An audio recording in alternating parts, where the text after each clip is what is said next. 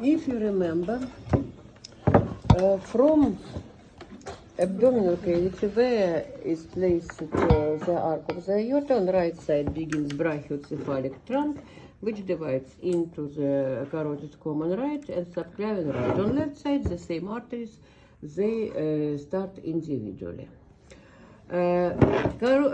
Subclavian artery has three topography regions: before interscaleno space, inside in the interscaleno space, and after interscaleno space. You can see what is interscaleno space. Scalenus anterior muscle attached to the first rib. After that, on the upper side of the first rib is groove for the subclavian artery, and after that scalenus medial artery. And do you see here from inside, do you see, will direct, do you see, subclavian artery. And we have three regions: before interscaleno space, inside, and after interscaleno space. The first region, topography region, is very expensive because it gives three arteries. Each next will give only one artery. You can see from first region begins, do you see this artery? Do you see? You can see it only by very short distance, because do you see it exits and enters into the transverse processes of the cervical vertebrae. By transverse opening of the first cervical vertebrae, it exits. It, do you see, lies on the arterial groove, which is placed on the posterior arc of the atlas, and by which it enters into the cranial cavity. Arteria vertebralis, because it passes through the openings of the vertebral canal of the cervical region. Do you see? Arteria vertebralis right, arteria vertebralis left, they complete into the basilar artery. Did you understand? Arteria vertebralis, this is first artery. Where I draw the picture? You can see this is arc of the aorta. This is arc of the aorta in the thoracic cavity. This is horizontal plane. Now I will complete it together with the frontal plane. You can see this is frontal plane, arc of the aorta, from which on right side begins brachiocephalic trunk, which divides into the carotid common, which I cut it because from it we took yet carotid internal, and subclavian artery. And on left side begins carotid common left and subclavian left. You can see from each subclavian artery begins vertebral artery and directs into the transverse openings of the cervical vertebrae. You can see these are transverse openings.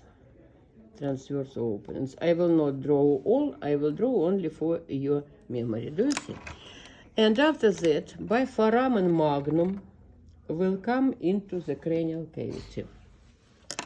When these vertebral arteries came into the cranial cavity, they give, do you see, opposite into the vertebral canal, one bundle from right side, one bundle from left side, and they complete into the artery, which enters into the anterior median groove of the spinal cord, and by which directs below.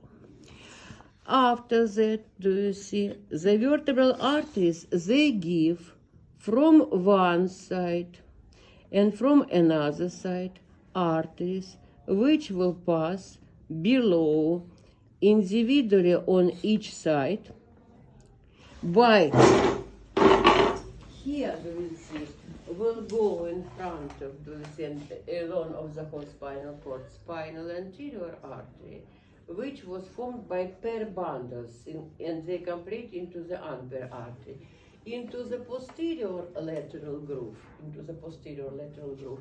From right vertebral and from left vertebral will come spinal posterior, and they will go along of the whole spinal cord. You see here smaller red branches. Anterior every time anastomosis with posterior. Spinal cord is CNS because it must have like a brain, it must have the best blood supply. You know, for example, here I showed you, do you see, the artery continues, it gives the branches, blood for the all objects, its diameter decreases, it ends. Spinal anterior, it has diameter near the 1 millimeter. Spinal posterior, arteries together 3, the anastomosis between them, but the diameter alone of the 40 to 45 centimeters of the spinal cord, the same. They have smaller diameter, 1 millimeter, but from proximal till distally, these arteries don't decrease their diameter. Why? In the thoracic region, from intercostal posterior arteries by intervertebral openings, we will give spinal branches which will communicate and will complete blood into the spinal posterior. In the lumbar region, from abdominal aorta, from lumbar arteries will go by intervertebral open spinal branches and will complete blood into the lower region of the spinal posterior arteries, and then anastomosis with anterior. Because every time when this thinner arteries go along of the spinal cord, they get blood because their diameter will not decrease. You can see these are spinal branches. You can see, give me this.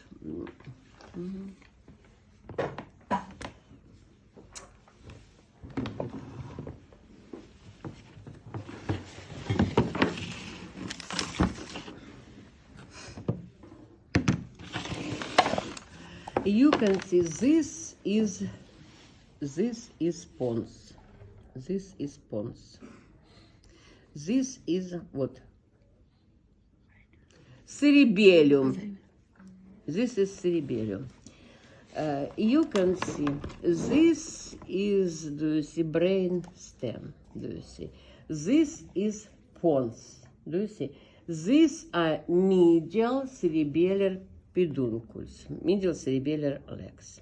Vertebral, do you see how the brain stem is placed? Here you can see.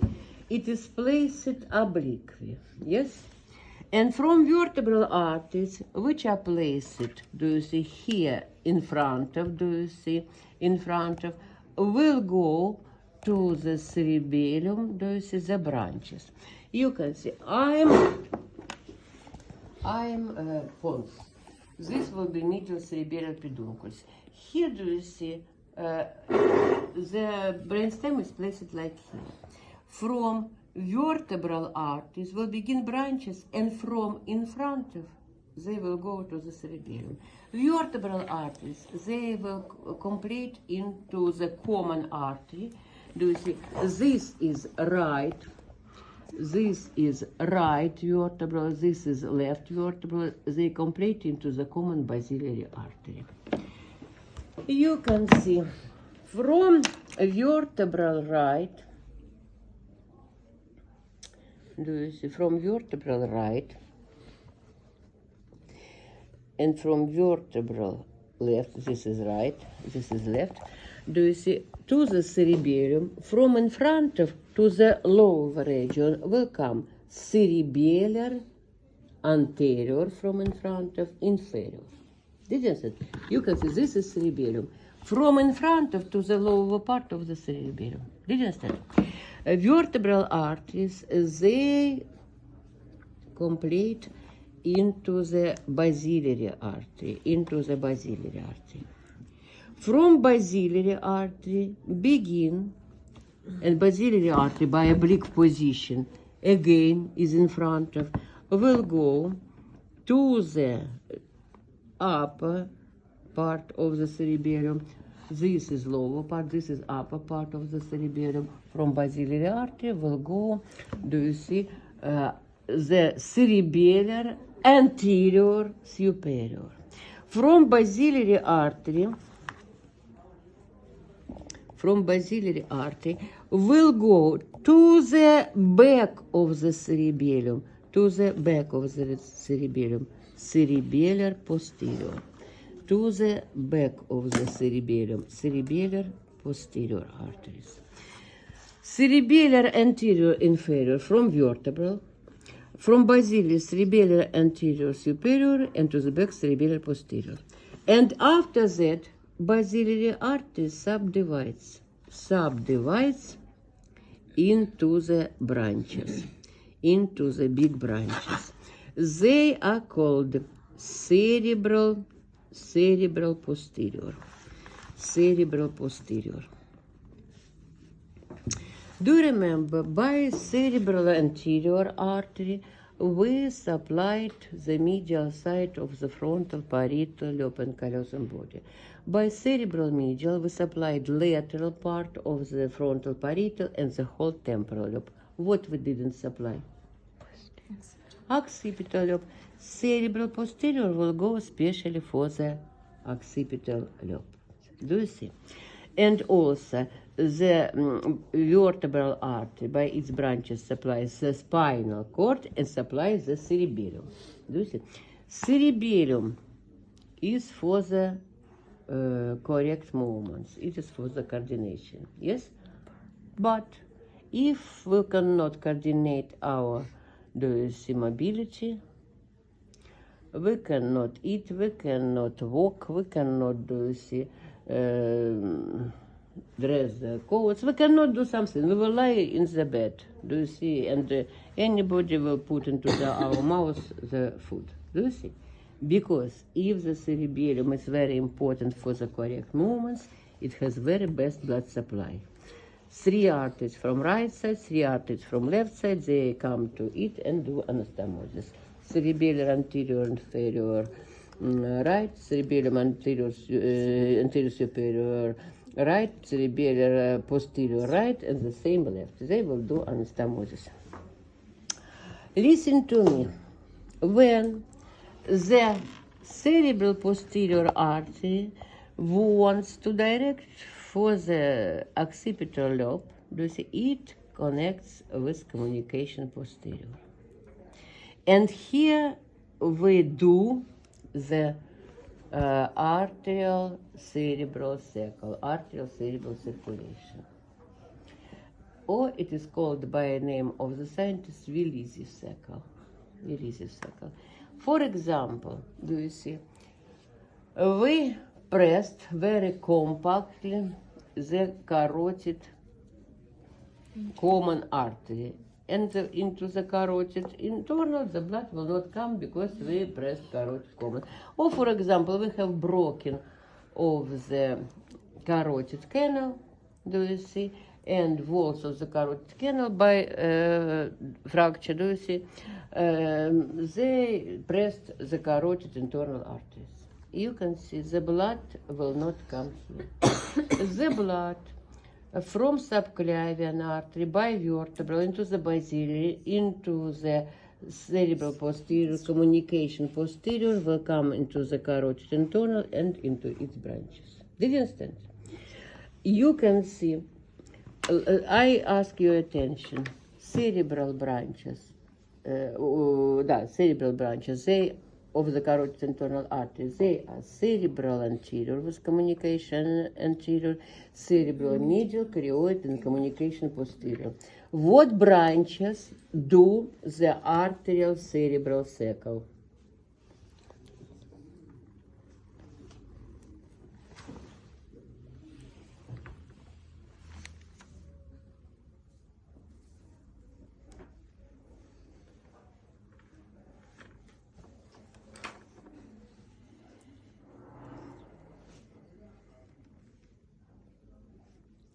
This is arterial cerebral circle.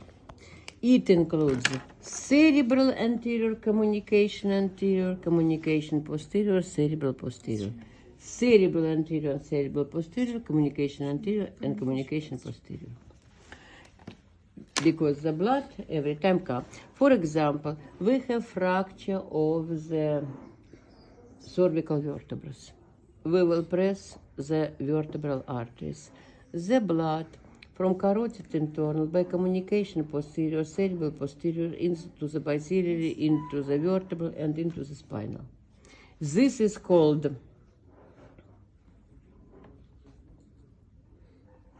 this, do you see? This is called spinal arterial cecal. Do you see? Spinal arterial cecal. Listen to me. I explained you the vertebral branch from subclavian artery from its first topography region. Listen to me. This is subclavian artery. From upper convex began and directed into the transverse openings the vertebral artery.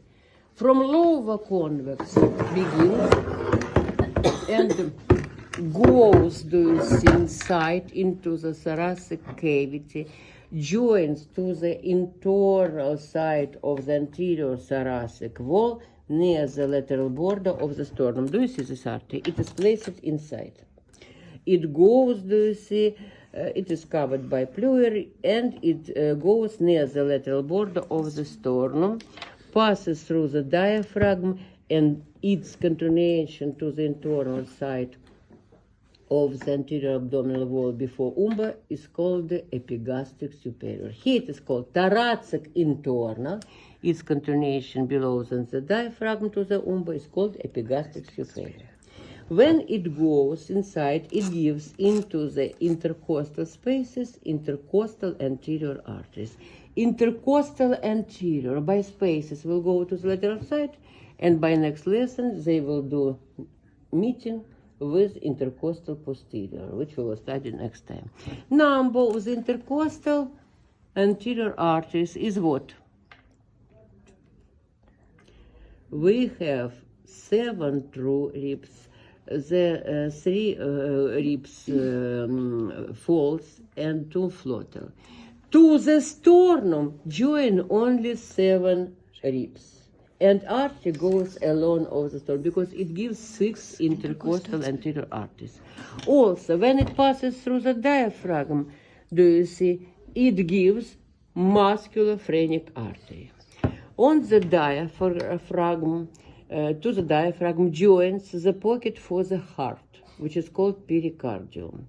Another artery starts from thoracic internal by common beginning, and after that divides. One portion will go to the pericardium, another will go again to the diaphragm, because it has if it has common beginning, it's called pericardiac phrenic. The thoracic internal artery, it is a branch of the subclavian artery. It gives 6 intercostal anterior arteries. It gives muscular phrenic and pericardiac phrenic, and its continuation is called epigastric superior artery. Another artery, I said you, this, do you see, is subclavian artery, below directed transverse, thoracic internal, above vertebral, and here from anterior convex exits artery is called trunk, thyrocervical trunk. It informs us about what? It is for the division. And do you see, it gives thyroid inferior branch with its laryngeal inferior. Thyroid inferior will anastomosis with thyroid superior from carotid external. Laryngeal inferior will anastomosis with opposite laryngeal. Do you remember from laryngeal superior? Another artery, it goes between deep scalenus anterior and medial posterior. It goes between deep muscles of the neck, and deep muscles, they divide into the lateral scalenus anterior, medial posterior, and prevertebral, longus colli, longus capitis. It supplies them. And another artery, it by superior scapular notch, will come to the back of the scapula. It's called suprascapular. This suprascapular artery will be very important for our next studying life and for your clinical life. Because Subclavian artery continues into the axillary and axillary into the brachial, brachial by its branches for the whole free upper limb. Sometimes the person cutted fingers. We must do operation. The bleeding very biggest. We must decrease. If we will press by threads, we will do ligation of the brachial artery, its diameter like my finger. Do you see? In 30 minutes or 1 hour later, our operation will not be important because will be necrosis. But we must decrease the bleeding, but we must store the blood supply. And suprascapular artery, it comes and anastomosis with subscapular artery, which is branch of the axillary artery. We must do ligation above than this, do you see, anastomosis? Above than the beginning of the subscapular, because diameter of the suprascapular artery is near 2 millimeters or 3 millimeters. Will be hypoxia of the tissues, but they will not die, because this, do you see, by 2 millimeters in 5 or more times lesser diameter than the brachial artery, will come, do you see, into the axillary, into the brachial, and will go to the tissues. To this anastomosis, we will come back when we will study blood supply of the upper limb. Thyrocervical trunk divides into the thyroid inferior, the cervical ascending, and the suprascapular.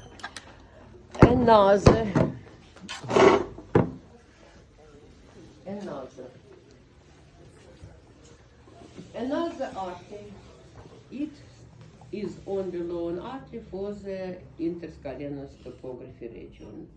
And it begins from subclavian artery. It has distance near 2 centimeters, very rare more. And it divides. One, do you see, will go along of the vertebral column above, and it's called deep cervical artery for the blood supply of the deep muscles. Deep muscles we supplied it by ascending cervical, because they will do anastomosis. And another will lie between, do you see, vertebral column and heads of the ribs. But it will go below and will continue into the second intercostal space. Its beginning is called the intercostal posterior supreme, very highest, yes? And it will, do you see, go between vertebral column and heads of the ribs and will continue into the second intercostal space. Its visit into the intercostal second space, into the intercostal second space, it will have name Arterii-ii-3 posterior secunda, the second intercostal posterior artery.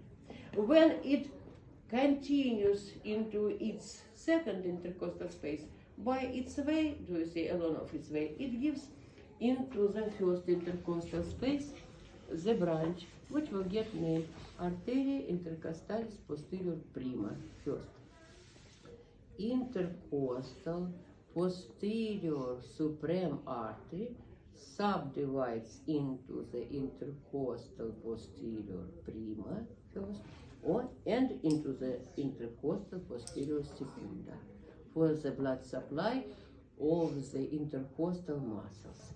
Intercostal posterior prima will anastomosis with first intercostal anterior. Intercostal posterior secunda will anastomosis with second intercostal anterior from thoracic and tonal. Costa cervical trunk divided into the cervical deep, cervicalis profunda, and arteria intercostalis posterior suprema, which subdivides into the intercostalis posterior prima and secunda. And the last region is called transverse cervical artery, arteria transversa coli, transverse cervical artery. This is the transverse cervical artery. This transverse cervical artery, it supplies trapezius muscle and elevator scapular muscle. This is whole today's material.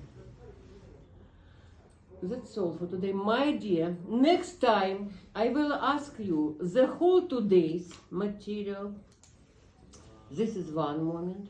And another, I will ask you new material. Next material for next lesson is very easy, because I will ask you before my correction of your knowledges. Because you know, I explain you material every time, and you don't read material at home. If you will not read material at home, do you see, you don't have any, do you see, base knowledges.